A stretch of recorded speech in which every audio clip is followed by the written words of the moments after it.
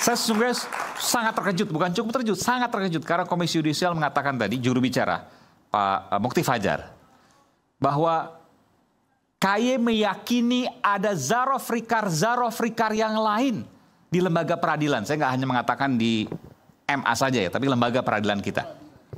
Ya kan sudah, saya nggak perlu sebutkan yang belum. Ya, tapi... Nanti saya beri kesempatan. Oh, oke. Yang sudah. Mohon datanya dikumpulkan. Nanti saya akan tanyakan lebih detail kepada Pak Mukti, jubir KY untuk hal tersebut. Karena ini sangat mengejutkan buat saya. Nanti termasuk juga ke Prof. Saya kira ini. Andri Asrun. Sebentar Prof, nanti saya akan ke Anda juga. Tapi saya sudah punya tamu dari tadi, saya mau ke Alia Hiroko. Tapi kemudian tertunda-tunda. Saya ke Alia dulu. Alia, iya, Anda saya sebutkan sebagai warga pencari keadilan, betul ya? Iya, benar. Iya, Anda datang waktu itu pekan lalu ke sini untuk kemudian Anda menyampaikan apa yang menjadi kegelisahan Anda. Tadi disampaikan juga oleh Pak Susno, ya, sedikit. Jadi ya, ibunda Anda ini sekarang berada dalam tahanan. Iya, benar sekali. Anda bisa ceritakan kasus? Iya, baik. Selamat malam semuanya. Perkenalkan nama saya Alia. Ya, dekat lagi? Ya. Halo. Ya, silakan. Perkenalkan nama saya Alia. Sayangnya tadi kasus yang sudah dijelaskan oleh Pak Susno itu bukan kasus di negeri Konoha. Sayangnya itu terjadi kepada ibu saya sendiri gitu. Ibu saya adalah Dr. Ike Farida. Beliau merupakan dokter hukum. Dokter hukum gitu. Dan memang ini terjadi ketidakadilan lah gitu. Jadi apa yang terjadi kalau dikaitkan dengan Anda merasa bahwa ibunda Anda dikriminalisasi? Iya. Dokter hukum dikriminalisasi? Iya, benar sekali. Luar biasa, gimana ceritanya? Dan dikriminalisasi. Anda juga pengacara ya, saya tahu ya? Iya. Tapi saya masih belum ada apa-apanya kalau dibanding semuanya. Anda bisa ceritakan sedikit? Baik, jadi 12 tahun yang lalu, ibu saya tuh membeli unit apartemen, cerita singkatnya dibayar lunas. Hanya saja memang mungkin pihak pengembang itu tidak ingin melakukan PPJB dengan alasan menikah dengan WNA. Ayah saya itu adalah seorang WNA. Nah ini alasannya sangat tidak masuk akal karena memang sudah ada surat BPN juga yang bilang kalau memang WNI yang menikah dengan WNA itu punya hak yang sama karena mama saya adalah WNI begitu. Nah karena tidak mau menyerahkan dan kita melakukan berbagai macam upaya hukum yang sampai akhirnya ke PK, perlawanan dan seterusnya, mama saya dimenangkan. Nah setelah dimenangkan pun tetap mereka melaporkan mama gitu ke Polda Metro sampai PK gitu. Ibu Anda menang? Ya, PK perlawanan dan seterusnya itu sudah sudah menang. Jadi dari pengadilan negeri sampai PK itu menang terus? Kalau dari pengadilan negeri dan pengadilan tinggi ini juga mungkin yang bisa jadi bahasan. Kita tuh menang di PK, jadi di PN dan di PT itu dikalahkan dengan alasan kekeliruan hakim. Begitu. Jadi makanya di PK itu kami dimenangkan kembali. Di MA menang? Di peninjauan kembali, iya. Oh, di PK, oke, baik. Dimenangkan dengan alasan memang adanya kekeliruan hakim di sebelumnya, begitu. Dan kemudian setelah menang di PK, justru malah ibu Anda dikriminalisasi dan dilaporkan ke Polda Metro Jaya dengan tuduhan melakukan sumpah palsu. Ini ya, ini atas novum. Ini visualnya ini. Kalau ini amat sangat menyedihkan ya. Jadi sekarang itu kami sedang dalam proses persidangan perkara ini. Mama saya itu tuh tidak pernah datang ke persidangan untuk melakukan sumpah gitu.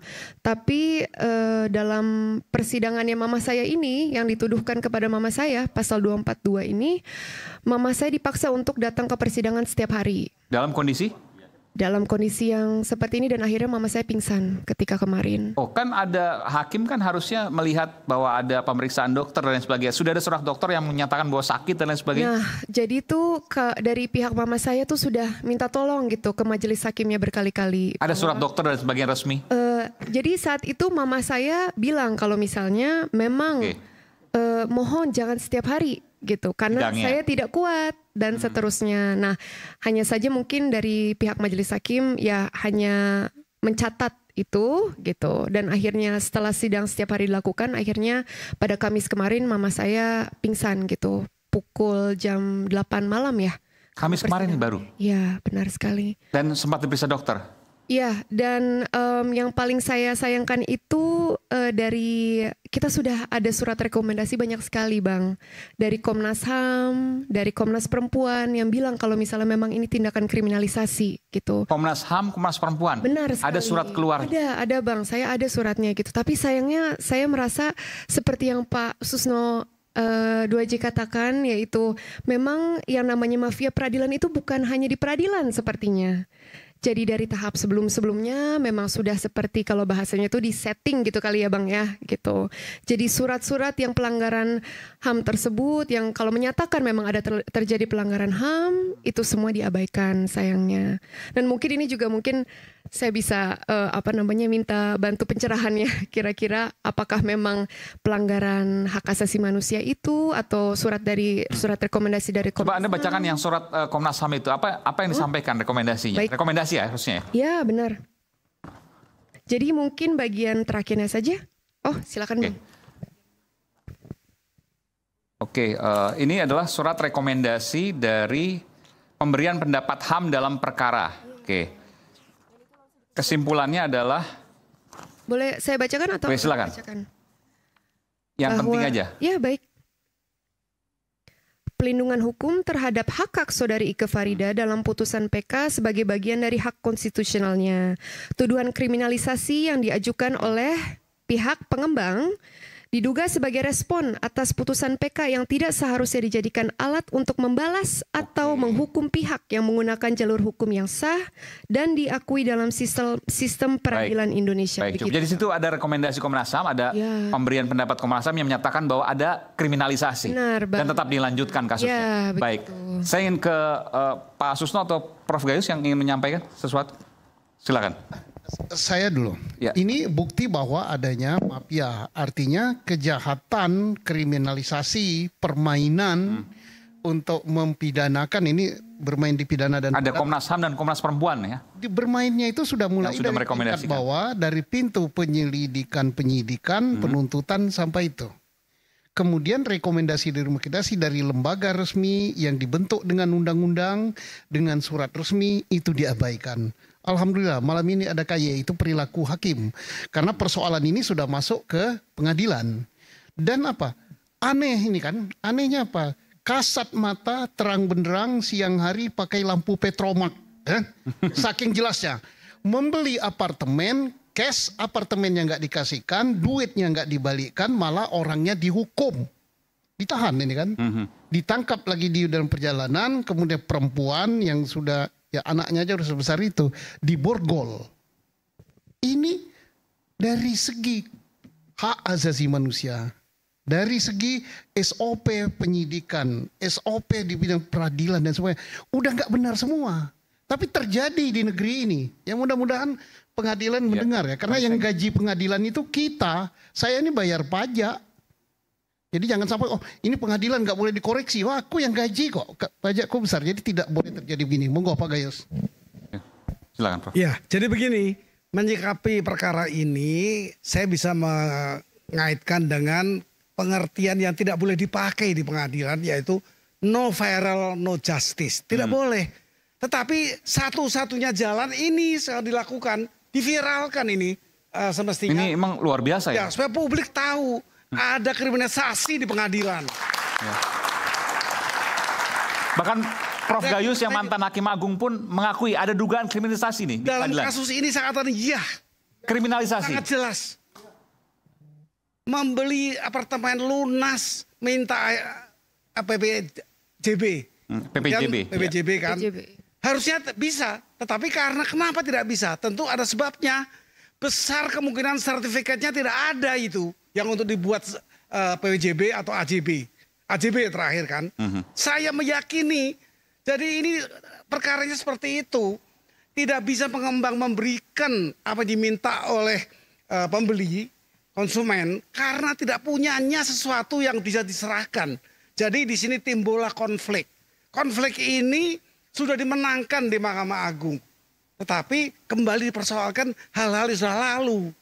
Yaitu sumpah yang diduga dilakukan dan tidak pernah dilakukan oleh pihaknya pembeli ini. Saya kenal sekali ibunya. Ibu Ika itu teman saya di S3. Alumni. Alumni S3. Alumni S3. Jadi Pak Gayus, siapa yang harusnya jadi ditahan yang kriminal? Doktor hukum dikriminalisasi kan luar biasa. Yang menipu Ada itu surat pengembang, kan? Komnas HAM, Komnas Perempuan. Ini diminta Yang menipu, untuk kan? membuat PPJB dan AJB kemudian. Iya.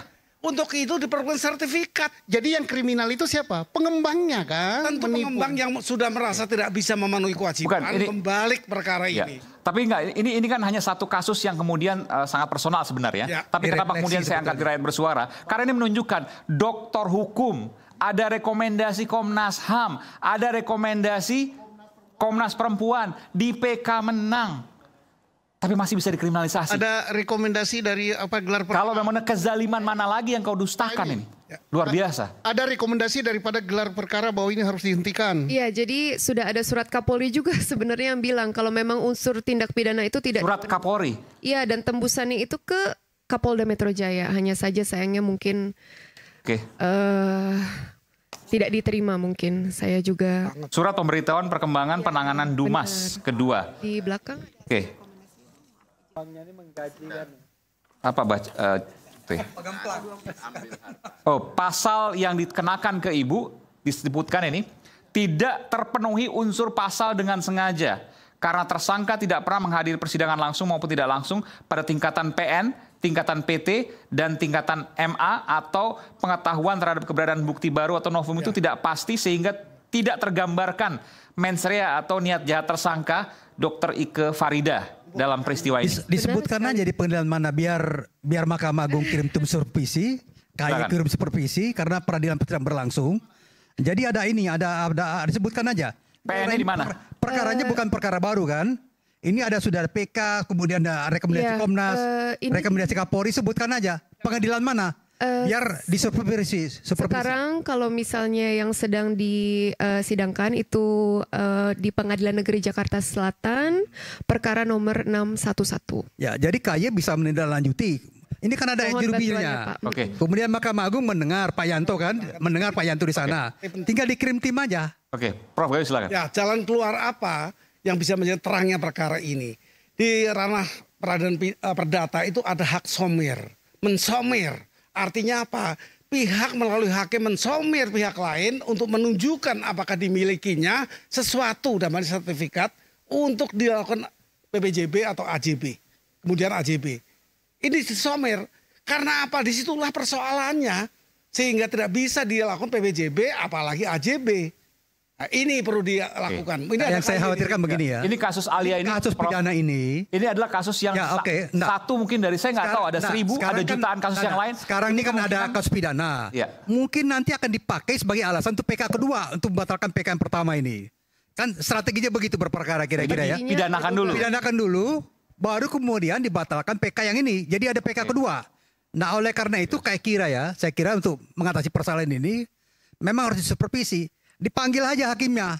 Apalagi ada suatu peristiwa di mana hak tersangka ini, hak terdakwa ini dilanggar, sudah sakit, masih diperiksa juga. Setiap hari lagi sidangnya. Tiap hari. Jadi ini Sudah ada rekomendasi dari Kapolri, Itu dia. sudah ada rekomendasi dari Komnas HAM, Jadi- sudah ada rekomendasi dari Komnas Perempuan. Jadi ini perkara bukan perkara berdiri sendiri. Ini ada perkara yang sebelumnya ada, sudah ada PK itu perdatanya, sekarang dipidanakan. Dengan adanya pidana ini nanti misalnya dinyatakan bersalah, dipakai untuk PK kedua untuk membatalkan PK perdata itu. Ini kan kira-kira strategi berperkaranya begitu. Oke. Kebetulan ada Komisioner KY, Komisi Yudisial. Nanti saya akan pada Pak Mukti Fajar, tapi kita break dulu. Kita akan kembali sesaat lagi. Tetap bersama kami di Rakyat Bersuara.